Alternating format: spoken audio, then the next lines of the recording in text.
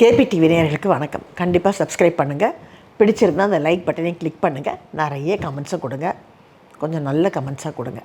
எதுக்காக இப்படி சொல்கிறேன்னா, ஏன்னா நீங்கள்லாம் உங்களுடைய சகோதரியாக உங்கள் ஃபேமிலியில் ஒருத்தியாக நினச்சி நிறைய பேர் என்கிட்ட அழகாக இன்ட்ராக்ட் பண்ணுறீங்க. எவ்வளோ பேர் என்கிட்ட பேசுகிறீங்க.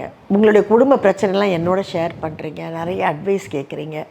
பல பேர் நாட் ஓன்லி இன் சென்னை, வெளிநாட்டில் இருந்தெல்லாம் என்கிட்ட பேசுகிறீங்க. ஸோ இவ்வளோ பேர் என்னுடைய குடும்பம் ஆகிட்டதுக்கப்புறம் நான் ஒரு ப்ரோக்ராம் உங்களுக்காக பண்ணுறேன். ஒரு நடிகையை பற்றியோ இல்லை ஒருத்தரை பற்றியோ நான் பேசுகிறேன்னா அவங்கள நான் தரக்குறைவாக பேசணும்னு எந்த காலத்துலேயும் எந்த ஒரு இதுலேயும் நான் நினச்சதே கிடையாது. அவங்களுடைய பிரச்சனைகளை அவங்க வாழ்க்கையில் கடந்து வந்த பாதையை நான் எதுக்காக எடுத்து சொல்கிறேன்னா, நம்ம நினச்சிக்கிறோம் ஒரு பகட்டான வாழ்க்கை அவங்க வாழ்ந்துட்டுருக்காங்கப்பா, ஈஸியாகப்பா ஃபாரின் காரில் போகிறாங்க அப்படின்னு நினைக்காதீங்க. அவங்க ரொம்ப கஷ்டப்பட்டு முன்னுக்கு வந்திருக்காங்க. அவங்க வாழ்க்கையில் பண்ண தப்பை நம்ம பண்ணக்கூடாது. நான் வாழ்க்கையில் பண்ண தப்பை நீங்கள் யாரும் பண்ணக்கூடாதுங்கிறதுக்காக தான் இந்த கதையெல்லாம் நான் உங்களுக்கு எடுத்து சொல்கிறது. ஆஷா போஸ்லே அவர்களுடைய எபிசோடில் நல்ல கமெண்ட்ஸ் நிறைய வந்தது. கிட்டத்தட்ட ஒரு 85% நல்ல கமெண்ட்ஸ் தான் வந்தது. ஒரு 10லேருந்து 5% வரைக்கும் நெகட்டிவ் கமெண்ட்ஸ் நிறைய வந்தது. நமக்குள்ளே நெகட்டிவ் தாட்டையே வளர விடாதீங்க. நீங்கள் யாரையாவது ஒருத்தரை பற்றி நெகட்டிவாக பேசுனீங்கன்னா அந்த நெகட்டிவிட்டி உங்களை பயங்கரமாக அடிக்கும். உங்களை பயங்கரமாக உங்கள் குடும்பத்தை அது கஷ்டப்படுத்தும். இதுதான் கருட புராணம் சொல்லியிருக்கு. நான் பேசுகிறதுல நெகட்டிவாக பேசவே இல்லை. அவங்க வாழ்க்கையில் என்ன நடந்தது அதை பார்த்து நம்ம எப்படி திருந்திக்கணும், இது கருட புராணத்துலேயே இருக்குது. ஒருத்தர் கஷ்டப்பட்டாங்க, ஒருத்தர் நல்ல கதைகளும் கேட்கலாம், கெட்ட கதைகளும் கேட்கலாம். ஆனால் அதை நம்ம நல்லதாக மாற்றிக்கணும். ஒருத்தரது ஒரு வாழ்க்கையில் அவங்க ஒரு தப்பு பண்ணியிருக்காங்கன்னா அதை நம்ம படிப்பனையாக எடுத்துக்கிட்டு நம்மளை நாமே கரெக்ட் பண்ணிக்கணும். அதை விட்டுட்டு அவங்கள பற்றி தரக்குறைவாக நீங்களும் கமெண்ட் பண்ணால் அது நியாயமே கிடையாது. அது ஒன்று. ரெண்டாவது, எவ்வளோ பேர் அவங்களுடைய பாடல்கள் மகிழ்ச்சிருக்கும். எவ்வளோ பேர் அந்த பாடல்களை கேட்டு கண்ணீர் விட்டுருப்பாங்க, ரசிச்சிருப்பாங்க. நான்லாம் பயங்கரமாக ரசிச்சிருக்கேன். நான்லாம் விடிய விடிய அவங்க பாடல்களை ட்ரெயினில் போகும்போதும், காரில் போகும்போதும், பஸ்ஸில் போகும்போதும் காதில் அப்படியே ஹெட்ஃபோன் போட்டு எவ்வளோ நாடகங்களுக்கு நான் கேட்டுட்டு போயிருக்கேன். அவங்களுடைய ஒவ்வொரு பாடலுமே அற்புதமான பாடல். அவங்க பாடல் மட்டுமா, பேசிக்காகவே கேட்குற ஒரு ஞானம் இருக்கக்கூடிய எந்த ஒரு ஆத்மாவுக்கும் எல்லாருடைய பாடல்களும் பிடிக்கும், எல்லாருடைய சொற்பொழிவும் பிடிக்கும். ஏன்னா நமக்கு கேட்குற அந்த தாகம் இருக்குது. அந்த கேட்குற அந்த தாகம் இருக்கிற வரைக்கும் அவங்களுடைய நல்ல விஷயங்கள் நமக்கு பிடிச்சிக்கிட்டே இருக்கும். நெகட்டிவான விஷயங்கள் நம்ம தெரிஞ்சுக்கிட்டு பாவம்ப்பா இவ்வளோ கஷ்டப்பட்டிருக்காங்க, பாவம் அந்த ஒரு பொண்ணு வாழ்க்கையில் 3 தடவை கல்யாணம் பண்ணி 3 தடவை வாழ்க்கையை இழந்திருக்கானா எவ்வளோ ஒரு கொடுமையான ஒரு வாழ்க்கை அவங்களுக்கு அமைஞ்சிருக்கு. சரிப்பா நம்ம ஜாக்கிரதையாக இருக்கணும், நம்ம பிள்ளைங்களை நல்லா வளர்க்கணும், நம்ம அந்த மாதிரி தப்பு எதுவும் செஞ்சிடக்கூடாது அப்படின்னு நீங்கள் கேர்ஃபுல்லாக இருக்கிறத விட்டுட்டு அவங்கள பற்றியே நீங்கள் கேவலமாக பேசுகிறது என்னால் ஏற்றுக்கவே முடியல. தயவுசெய்து என் மேலே அன்பு இருக்கிறவங்க இனிமேல் அந்த மாதிரி பண்ணாதீங்க. அண்டு மோரோவர் இனிமேல் அந்த மாதிரி கமெண்ட்ஸ் வந்தால் நான் அதை ரிமூவ் பண்ணவும் பண்ணிவிடுவேன். ஏன்னா அதை படிச்சுட்டு எனக்கு நெகட்டிவிட்டி வேண்டாம். ஓகேயா? தேங்க்யூ கண்ணா. சரி வாங்க அடுத்த கமெண்ட்ஸ்குள்ளே போகலாம். எல்லாருக்கும் வணக்கம். நான் உங்கள் நீலிமா. குட்டி பத்மினி அம்மா ஏஆர்கே மித்ராலயா அப்படின்னு ஒரு ஓல்டேஜ் ஹோம் நடத்துகிறாங்க. இந்த மாதிரியான ஒரு விஷயத்தை செய்யறதுக்கு ஒரு பெரிய பாக்கியம் இருந்தால் தான் அதை பண்ணவே முடியும். நம்ம எல்லாருக்குமே ஒரு பெரிய ஆப்பர்ச்சுனிட்டி இருக்குது அந்த இடத்த போய் விசிட் பண்ணுறதுக்கு, அவங்களோட ஜாயின் பண்ணி வாலண்டியர் பண்ணுறதுக்கு. ஸோ நீங்கள் உங்கள் குடும்பத்தையும் உங்களோட குழந்தைங்களையும் மறக்காமல் கூட்டிகிட்டு போங்க. ARK Mithralaya old age home. Ambattur fashion அப்படிங்கிற ஒரு சகோதரியான்னு தெரில, என்கிட்ட கேட்டிருக்காங்க. அமிதாப் பச்சன் சார் கிட்டத்தட்ட 12 ஃப்ளாப்புக்கு மேலே கொடுத்துருக்காருன்னு சொல்லியிருக்கீங்க. அது எந்தெந்த ஃப்ளாப்புன்னு சொல்ல முடியுமான்னு. இப்போ வாழ்க்கை முந்தி மாதிரி இல்லைங்க. எல்லாமே ஃபிங்கர் டிப்ஸில் இருக்குது. ChatGPTயில் போயிட்டு the number of films Amitabh Bachchan had given flop அப்படின்னு போட்டிங்கன்னா 12க்கு மேலேயே வரும்னு நினைக்கிறேன். எல்லா நடிகர்களுமே ஃப்ளாப்ஸும் கொடுக்குறாங்க, ஹிட்ஸும் கொடுக்குறாங்க. ஆனால் ஒரு சக்ஸஸ்ஃபுல்லான படம் அவங்கள 3 வருஷம் தாக்கு பிடிக்கும். 3 வருஷம் அவங்க கொடுக்குற ஃப்ளாப்பை அதை தாக்கு பிடிக்கும். அதுதான் சினிமா இண்டஸ்ட்ரி. ஜெயராம், நீங்கள் ரொம்ப சிம்பிளாக கேட்டுட்டீங்க. வைகுண்டம் பற்றி சொல்லுங்கன்னு. வைகுண்டம் அப்படிங்கிறது மிகப்பெரிய பரந்த கடல். அதனால தான் அந்த பரந்தாமன் கடலில் படுத்திருக்காரு. ஏன்னா எதை வேணாலும் எண்ணிடலாம், கடல் அலைகளை எண்ணவும் முடியாது, அந்த மணலையும் நம்மளால் எண்ண முடியாது, அந்த ஆகாசத்தையும் நம்மளால் அளக்க முடியாது. அப்படிப்பட்டது தான் பஞ்சபூதம். இனியோ ஒரு வைகுண்டம் அப்படிங்கிறது சிம்பிளாக உங்களுக்கு சொல்லணுன்னா, நம்ம ஒரு ஆச்சாரியரை தேர்ந்தெடுத்து அவர்கிட்ட பஞ்ச சம்ஸ்காரம் பண்ணிக்கிட்டு சரணாகதி பண்ணிவிட்டு ஒன்றே கடவுள் அப்படின்னு நம்ம முடிவெடுத்து அந்த ஒரு கடவுளை நோக்கி நம்ம அடியெடுத்து வச்சு அதில் சொல்லியிருக்கக்கூடிய விஷயங்களெல்லாம் நம்ம கரெக்டாக பண்ணிகிட்டே வந்தால் நமக்கு வைகுண்ட பிராப்தி உண்டு அப்படின்னு சொல்லி பாகவதம் சொல்லியிருக்கு. சரி, அதுக்கு என்ன கேரண்டி அப்படின்னு எனக்கு கேட்டிங்கன்னா, வாழ்க்கையில் எதுக்குமே கேரண்டி கிடையாது. எல்லாமே நம்பிக்கை தான். நம்ம எம்பிபிஎஸ் படிக்கிறோம், படித்தா கண்டிப்பாக பாஸ் ஆகும், பாஸ் ஆனால் டாக்டர் ஆகும். ஐயோ நான் படிக்கிறேன், பாஸ் ஆகலான்னா அப்படின்னு என்ன கேள்வி கேட்டிங்கன்னா அதுக்கு நான் எப்படி பதில் சொல்ல முடியும்? அதே மாதிரி நம்ம இந்த சம்மந்தப்பட்ட இந்த சம்பிரதாயத்தை நம்ம கரெக்டாக ஃபாலோ பண்ணும்போது வாழ்க்கை ரொம்ப நல்லாயிருக்கும். எனக்கு வாழ்க்கை ரொம்ப நல்லா இருக்குது. இதுக்கு முன்னாடி சின்ன பிரச்சனைக்கெல்லாம் உட்காந்து அழுவேன், அப்செட் ஆவேன், டென்ஷன் ஆவேன். ஆனால் எப்போ நான் வந்து இந்த பகவானை நோக்கி என்னுடைய என்ன சொல்கிறது ஆத்மார்த்தமாக நான் சரணாகதி அடைஞ்சனோ, அன்னிலேருந்து இன்றைக்கி வரைக்கும் நான் பரமானந்தத்தோடு இருக்கேன். அதை அனுபவிக்கிறவங்களுக்கு தான் அதோடைய சந்தோஷம் தெரியும். சாய்நாத் மகாதேவன் அப்படின்னு ஒரு சகோதரர் வந்து அந்த குருவிக்கு அது ரொம்ப பிடிச்சிருக்கு, நிறைய இந்த மாதிரி ஷேர் பண்ணுங்கன்னு சொல்கிறாரு. நான் நிறைய ஷேர் பண்ணிட்டு தான் இருக்கேன். நான் கூட வந்து சினிமா ஆர்டிஸ்ட்டை பற்றியோ இல்லை ஒரு சினிமா சம்மந்தப்பட்ட கதையோ எதுக்காக சொல்கிறேன் அப்படின்னா, இன்றைக்கி சினிமா மோகம் நிறைய தலைவிரிச்சு ஆடுதுங்க. நிறைய பேர் இன்றைக்கி வந்து சினிமாவில் வந்து சேரணும்னு பல பெண்கள் வந்துக்கிட்டு இருக்காங்க. எல்லா குடும்பத்துலேயுமே விஸ்காம் படிக்கணுங்கிறாங்க. எல்லா குடும்பத்துலேயுமே வந்து என்ன சொல்கிறது, they want to become a film actress. அந்த சினிமாங்கிறது என்ன அப்படின்னு புரிய வைக்கிறதுக்காக தான் நான் இந்த கதைகளெல்லாம் சொல்லிகிட்டு இருக்கேன். ஏதோ என்னால் முடிஞ்சதை சொல்கிறேன், அதை கேட்டு யாராவது திருந்திக்கிட்டாங்கன்னா சந்தோஷம். லக்ஷ்மி அபிராம் அப்படிங்கிற சகோதரி வந்து அவங்க குடும்பத்தோடு என் கூட விருந்தாவன் வரணும்னு ஆசைப்பட்டு கேட்டிருக்காங்க. கண்டிப்பாம்மா, விருந்தாவனம் அப்படிங்கிறது வந்து நம்ம எவ்வளோ ஆசைப்பட்டாலும் அது நடந்துடாதுமா. அந்த ஆசை வருதுனாலே உங்ககிட்ட கிருஷ்ண பக்தி இருக்குன்னு அர்த்தம். அந்த ராதாராணியும் கிருஷ்ணனும் ஆசீர்வாதம் பண்ணால் மட்டுமே அந்த விருந்தாவன் மண்ணில் வந்து கால் வைக்க முடியும். அவங்க மட்டும் இல்லை, நான் பல முறை சொல்லியிருக்கேன், விருந்தாவனேஸ்வரியான துளசி மாதா வந்து ப்ளஸ் பண்ணணும், கோபேஸ்வர மகாராஜ் சிவன் வந்து நம்மளை ப்ளஸ் பண்ணணும், அதுக்கப்புறம் யமுனா நதி, அங்கே இருக்கிற யமுனா நதிமா வந்து நம்மளை ப்ளஸ் பண்ணணும், காத்தியானி தேவி நம்மளை ப்ளஸ் பண்ணணும், அஷ்ட சகியான ராதாராணியோட ஃப்ரெண்ட்ஸ் அவங்க அஷ்டசகி, அவங்க ப்ளஸ் பண்ணணும். இவ்வளோ பேர் நம்மளை ப்ளஸ் பண்ணாதான் அந்த விருந்தாவன் மண்ணுக்குள்ளே நம்மளுடைய பாதம் படவே முடியும். இந்த வருஷம் நவம்பர் மாதம் 10ஆம் நான் வந்து விருந்தாவனத்துக்கு மிகப்பெரிய ஒரு டூர் கூட்டிகிட்டு போகிறேன். யாரெல்லாம் வரணும்னு ஆசைப்பட்றீங்களோ ப்ளீஸ் இப்போவே புக் பண்ணுங்கள். ஏன்னா லேட்டாக பண்ணிங்கன்னா ட்ரெயின் டிக்கெட் கிடைக்க மாட்டேங்குது, ஹோட்டல் புக்கிங் கிடைக்காது, அப்படி நிரம்பி வழியும். நாங்கள்லாம் ஒவ்வொரு வருஷமும் போகும்போதே அடுத்த வருஷத்துக்கு அந்த ஹோட்டலுக்கு அட்வான்ஸ் கட்டிட்டு வந்துடுவோம். இல்லைன்னா ரூம்ஸ் கிடைக்கவே கிடைக்காது. எக்ஸாக்டாக எப்படி கிளம்புறோம், எப்போ போக போகிறோம் எல்லாமே நான் ஒரு தனி வீடியோவில் போட போகிறேன். அதை ஃபாலோ பண்ணிவிட்டு நீங்கள் வந்து சப்ஸ்கிரைப் பண்ணிவிட்டு கண்டிப்பாக நீங்கள் ருக்மணி அம்மா, வெங்கடேஷன்னா இவங்களை காண்டாக்ட் பண்ணுங்கள். நாகுங்கிற ஒரு சகோதரர் வந்து அவருடைய வைராக்கியமே வந்து ஒரு நல்ல மருமகள் வரணும், அதுதான் ஒரு வைராக்கியம்னு சொல்லியிருக்காரு. அது எப்படி வைராக்கியமாக முடியும்? வைராக்கியம்ங்கிறது வந்து நான் வந்து கடவுளுடைய பிரசாதத்தை தவிர வேறு எதுவுமே சாப்பிட மாட்டேன், அவருக்கு படைத்த அந்த ஒரு பிரசாதத்தை மட்டுமே நான் சாப்பிடுவேன் அப்படின்னு சொல்கிறது வைராக்கியம். இனிமேல் நான் உப்பு தொடவே மாட்டேன், உப்பு இல்லாத சாப்பாடு தான் சாப்பிடுவேன் அப்படின்னு சொல்கிறது வைராக்கியம். ஜெயலலிதாக்கா நான் இனிமேல் நகையே போட மாட்டேன், கடைசி வரைக்கும் ஒரு நகையும் போட மாட்டேன்ருந்தாங்களே, அது வைராக்கியம். ஆனால் உங்களுக்கு இருக்கிறது வந்து ஒரு ஆசை, ஒரு அன்பு. உங்களுக்கு வந்து ஒரு நல்ல மருமகள் வரணும்னு நினைக்கிறீங்க, கண்டிப்பாக அந்த கிருஷ்ணர்கிட்ட நானும் வேண்டுதலை வைக்கிறேன். சுகன்யா, நீங்கள் வந்து ரொம்ப வருத்தத்தோடு சொல்லியிருக்கீங்க. நீங்கள் வந்து வேணால் ஒரு வைஷ்ணவ குலத்தில் பிறந்திருக்கலாம், ஆனால் தாழ்த்தப்பட்ட குலத்தில் பிறந்தவங்க எப்படியெல்லாம் கஷ்டப்படுறாங்க தெரியுமா, உங்களுக்கு என்ன அதை பற்றி தெரியும் அப்படின்னு கேட்டிருக்கீங்க. ஆக்சுவலாக பார்த்தீங்கன்னா தாழ்த்தப்பட்ட குலம் அப்படிங்கிறது வந்து இப்போ ரொம்ப கம்மியாயிடுச்சுமா, அது இல்லவே இல்லை. இன்ஃபேக்ட் நிறையவே வந்து அது என்ன சொல்கிறது இராடிகேட் ஆகிடுச்சு. இன்ஃபேக்ட் கவர்மெண்ட்டில் வந்து அவங்க தாழ்த்தப்பட்ட குலம் அப்படின்னாலே அவங்களுக்கு நிறைய பெனிஃபிட்ஸ் கொடுத்துட்டாங்க. இதனால் நல்ல வந்து அந்த காலகட்டத்தில் சொல்லுவாங்க இல்லையா, உயர்ந்த குலத்தில் பிறந்தவங்க அவங்களுக்கு இப்போ மெடிக்கல் சீட் கிடைக்கிறது கஷ்டம், அவங்களுக்கு வந்து நிறைய ரிசர்வேஷன்ஸ், நிறைய பிரச்சனை வந்துடுச்சு.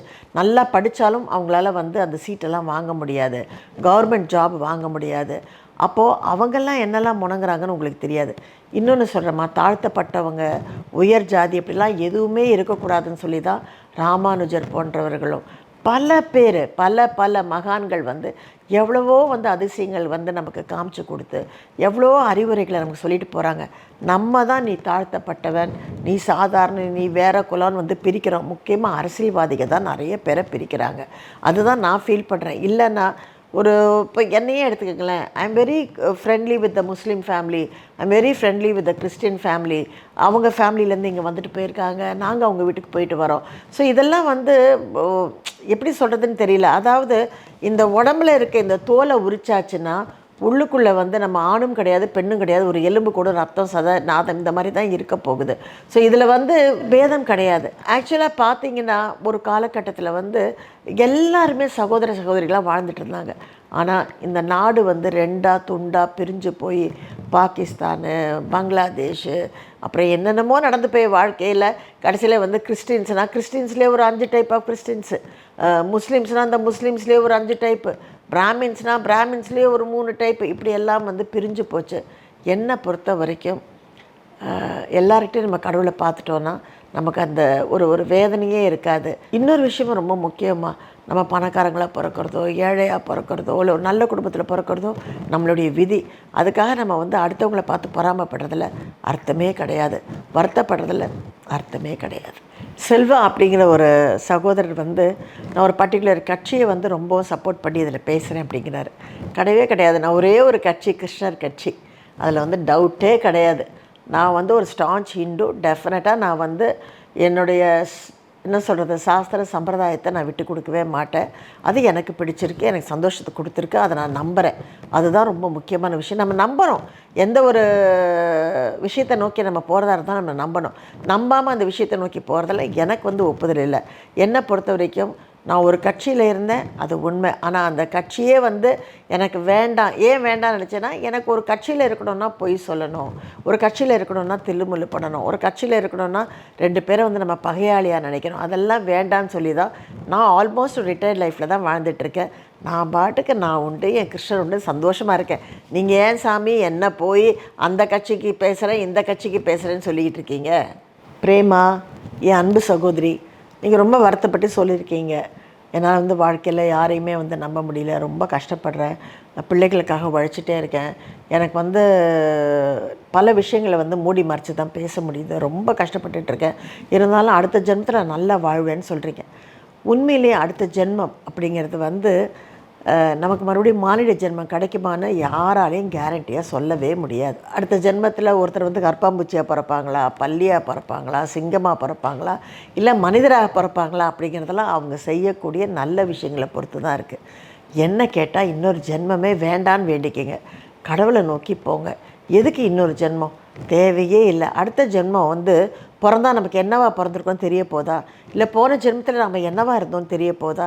ரெண்டுமே தெரியாது. இப்போ எனக்கு வந்து போன ஜென்மத்தில் பத்மினி நீங்கள் என்னவா இருந்தீங்கன்னு கேட்டால் சும்மா ஜோசியம் சொல்கிறதையும் நாடி ஜோசியம் சொல்கிறதையும் கேட்டுட்டு போன ஜென்மத்தில் நான் ராஜகுமாரியாக இருந்தேனா, இல்லை போன ஜென்மத்தில் நான் வந்து ஒரு பையனாக இருந்தேனா அப்படின்னு சொல்கிறதுல என்ன அர்த்தம் இருக்குது? நமக்கு அதை பற்றி ஒன்றுமே தெரியாது. அப்போது பாஸ்ட்டும் தெரியாது, ஃப்யூச்சரும் தெரியாது. அப்போ ப்ரெசண்ட்டில் நம்ம வாழ்ந்தோன்னா சந்தோஷமாக வாழலாம். நீங்கள் வந்து நான் ஃபுல்லாக என் குழந்தைங்களுக்காகவே வாழ்ந்துட்டுருக்கேன், அவங்களுக்காக என் வாழ்க்கையை தியாகம் பண்ணிகிட்ருக்கேன்னு சொல்கிறீங்க. அப்படியும் இருக்காதீங்க. நீங்கள் உங்களுக்காகவும் கொஞ்சம் வாழுங்க. குழந்தைங்க நாளைக்கு வளர்ந்தாங்கன்னா அவங்க வாழ்க்கையை நோக்கி அவங்க போய்கிட்டே இருப்பாங்க. ஆனால் உங்களுக்கும் ஒரு வாழ்க்கை இருக்கு இல்லையா? கண்டிப்பாக குழந்தைங்களை காப்பாற்ற வேண்டியது நம்முடைய கடமை. அதுக்காக நம்ம வாழ்க்கையவே தொலைக்கணுங்கிறது தலையெழுத்து இல்லை. உதய ஆறுமுகம் அப்படின்னு ஒரு சகோதரர் வந்து என் வாழ்க்கையில் எனக்கு ஏற்பட்ட கிருஷ்ண அனுபவத்தை பற்றி கேட்டிருக்கீங்க. 1 2 எப்படி சொல்கிறது, நித்தம் அனுபவிக்கிறேன். ஒவ்வொரு நாளும் ஒவ்வொரு அற்புதத்தை அவர் ஏற்படுத்துகிறாரு. ஆனால் ஒரு காலகட்டத்தில் வாழ்க்கையே இல்லை, என் வாழ்க்கையை நான் தொலைச்சிட்டேன், இனிமேல் வந்து சாகிறத தவிர வேறு வழியே இல்லைன்னு நான் நினச்ச போது கரெக்டாக என் கையில் ஒரு புக்கு கிடச்சி அந்த புக்கை நான் படிக்க போய் அந்த புக்கு மூலயமா நான் வந்து ஒரு பசுமாடை தானம் பண்ண போய் அந்த பசுமாடை தானம் பண்ண போக அங்கே நான் வந்து கிருஷ்ணர் கோயிலில் வந்து ஐக்கியமாக அங்கே நான் கிருஷ்ணரை பார்க்க, கிருஷ்ணரோடு வந்து என் மனசில் வந்து என்ன சொல்கிறது, நான் உறவாடினேன் அப்படின்னு சொன்னால் அதை எவ்வளோ பேர் புரிஞ்சுக்குவாங்கன்னு தெரியாது. நமக்கு ஒரு மிகப்பெரிய சந்தேகம் இருக்கும்போது, நமக்கு ஒரு மிகப்பெரிய ஒரு கேள்வி இருக்கும்போது, அது ஆத்மார்த்தமாக இருக்கும்போது கடவுள் நமக்கு அந்த பதிலை அங்கே கரெக்டான சமயத்தில் கொடுக்குறாரு. அந்த அற்புதம் என் வாழ்க்கையிலையும் நடந்தது. அதுக்கப்புறம் நான் திரும்பி பார்க்கவே இல்லை. மீராசாமி அப்படிங்கிற சகோதரி வந்து கடவுளுக்கு விரதம் இருக்கிறவங்க வந்து இறந்தவர்களுடைய வீட்டுக்கு போகக்கூடாது அப்படிங்கிறது வந்து கரெக்ட் இல்லை அப்படின்னு சொல்லியிருக்கீங்க. இல்லைம்மா, நீங்கள் சொல்கிறது தப்பு. பஞ்ச சம்ஸ்காரம் பண்ணவங்க, சரணாகதி பண்ணவங்க ஒரு விரதம் இருக்கும்போது வீட்டில் தீட்டு வந்து வரக்கூடாது. வீட்டில் குழந்த பிறந்தாலும் அவங்க வந்து வீட்டுக்குள்ளே வரக்கூடாது. அதே மாதிரி வீட்டில் ஒருத்தர் இறந்துருந்தாலும் இறந்த வீட்டுக்கு போயிட்டு வந்தாலும் அந்த விரதத்தை வந்து தொடர முடியாது. ஏன் நீங்கள் ஒரு சாதாரண ஒரு ஐயப்ப பூஜையே எடுத்துக்கோங்களேன், 48 நாள் விரதம் இருக்காங்க. அவங்க வீட்டில் ஒரு துக்கம் நடந்ததுன்னா அவங்க அந்த விரதத்தை கைவிட்டு தான் ஆகணும். அவங்களால தொடர்ந்து மலைக்கு வந்து போய் மலை ஏற முடியாது. இது எல்லா சாஸ்திர சம்பிரதாயத்துலேயும் இருக்குமா. ஸ்ரீகலா, நீங்கள் வந்து சொல்லியிருக்கீங்க ஒருத்தர் இறந்ததுக்கப்புறம் எங்கே போவாங்கன்னு. அதாவது யம தர்மராஜா கிட்டே போவாங்க. அவங்க அவங்களுடைய பாவ புண்ணியத்துக்கு ஏற்றபடி அவங்க வந்து 4 லோகத்தில் ஏதாவது ஒரு லோகத்துக்கு அனுப்பப்படுவாங்கன்னு. ஒரு விதத்தில் இது கரெக்டாக இருந்தாலும் இன்னொரு விதத்தில் இதில் ஒரு சின்ன தப்பு இருக்குது. அது என்னன்னா, எப்போ நீங்கள் ஒரு ஆச்சாரியர்கிட்ட போய் நீங்கள் சரணடைஞ்சிட்டிங்களோ, அதாவது சிவபக்தர்கள் வந்து சிவாச்சாரியர்கிட்ட போய் சரணடைவாங்க. அப்போது அவங்களுக்கு ஸ்ட்ரெயிட்டாகவே சிவ பதவி கிடைக்கும். நேராக அவங்க வந்து கைலாயம் போவாங்க இல்லையா. எங்களை மாதிரி வைஷ்ணவ சம்பிரதாயத்தை ஃபாலோ பண்ணுறவங்க ஸ்ரீ ராமானுஜருடைய சம்பிரதாயத்தில் வரக்கூடிய 64 அந்த ஆச்சாரியர்கள் இருக்காங்க. அவங்கள ஒருத்தர் தேர்ந்தெடுத்து நம்ம அவங்கக்கிட்ட சரணாகதி அடையும் போது நம்ம இறந்தாலும் அங்கே உடனே யமதூதர்கள் வந்தால் விஷ்ணு தூதர்கள் அவங்கள விட மாட்டாங்க. இது எங்களை சார்ந்த ஆத்மா, இந்த ஆத்மா எங்ககிட்ட தான் வரணும்னு சொல்லி அவங்க கூட்டிகிட்டு போயிடுவாங்க. இதை தான் ஆச்சாரியர்கள் வந்து அவங்க சம்பிரதாயத்தில் நமக்கு சொல்கிறாங்க. எஸ்கே ராமன் அப்படின்னு சொல்லிட்டு ஒரு சகோதரர் என்னை ரொம்ப பாராட்டி சொல்லியிருக்கீங்க. ரொம்ப நன்றிங்க ஐயா. யூஸ்வலாக வந்து எனக்கே ஆச்சரியமாக இருக்குது, நிறைய பேர் என்னை பாராட்டுறீங்க, நிறைய பேர் அன்போடு என்னை வந்து உங்கள் சகோதரியாக நினைக்கிறீங்க. ஆனால் சில பேர் வந்து ரொம்ப கீழ்த்தரமாக வந்து இழுத்து போட்டு பேசும்போது ஒரு செகண்ட் எனக்கு மனசு வந்து அப்படி ஃபீல் பண்ணோம், என்னடா இவ்வளோ அசிங்கமாக பேசிட்டாங்களே அப்படின்னு. ஆனால் அதே சமயம் சரி, அந்த கர்மா எனக்கு இல்லையே. ஒருத்தரை வந்து நம்ம உயர்த்தி பேசினாலும் ஒருத்தரை வந்து நம்ம தாழ்த்தி பேசினாலும் அந்த கர்மா அவங்களுக்கு தான். உயர்த்தி பேசுகிறவங்களுக்கு பிளெஸ்ஸிங்ஸு, தாழ்த்தி பேசுகிறவங்களுக்கு வந்து என்ன சொல்கிறது நெகட்டிவிட்டியை அவங்க தான் கேரி பண்ணிக்கிறாங்க. எந்த விதத்துலேயும் அது என்னை வந்து என்ன சொல்கிறது பாதிக்கப்படுறதில்ல. ஆனால் ஒருத்தர் வந்து நல்ல விஷயங்கள் செய்யும்போது நல்லதாக இருக்குது, நீங்கள் செய்கிறது நல்ல விஷயமா இருக்குன்னு சொல்லி ஒருத்தர் பாராட்டும் போது நமக்கு உற்சாகத்தையும் இன்னும் கொஞ்சம் நல்ல விஷயங்களை எடுத்து சொல்கிறதுக்கு நமக்கு ஒரு மோட்டிவேஷனை அது கொடுக்குது. நன்றி. உங்கள் எல்லாரையும் இன்னொரு எபிசோடில் சந்திக்கிறேன். கூடுமான வரைக்கும் நெகட்டிவ் கமெண்ட்ஸை வந்து நீங்கள் அவாய்ட் பண்ணுங்கள். அதுக்கு என்ன காரணம்னா, என்னுடைய இந்த சேனலில் நிறைய பெண்கள் வந்து வாழ்க்கையில் வந்து முன்னேறி இருக்காங்க. கிட்டத்தட்ட 11 பெண்கள் வந்து சூசைட்லேருந்து வெளியே வந்திருக்காங்க. ஸோ அதனால் இதெல்லாம் ரொம்பவும் வந்து பாராட்டப்பட வேண்டிய விஷயம்னு நான் நினைக்கிறேன். ஏன்னா ஒருத்தருக்கு அந்த காலகட்டத்தில் ஒரு துக்கத்தில் சூசைட் பண்ண போனவங்க வந்து ஒரு என்ன சொல்கிறது, என்னுடைய ஸ்பீச்சுன்னு சொல்ல மாட்டேன், கடவுள் அந்த நேரத்தில் என் மூலமாக அவங்கக்கிட்ட பேச வச்சு அவங்களுடைய உயிரை காப்பாற்றுறாரு. அப்படி இருக்கும்போது நான் வந்து ஒரு கடவுளுடைய ஒரு என்ன சொல்கிறது ஒரு இன்ஸ்ட்ருமெண்ட்டாக ஒரு அணில் மாதிரி தான் நான் இங்கே இருக்கேன். So bless me, love me, I love you all. For more such exclusive contents, do subscribe this channel and click the bell icon.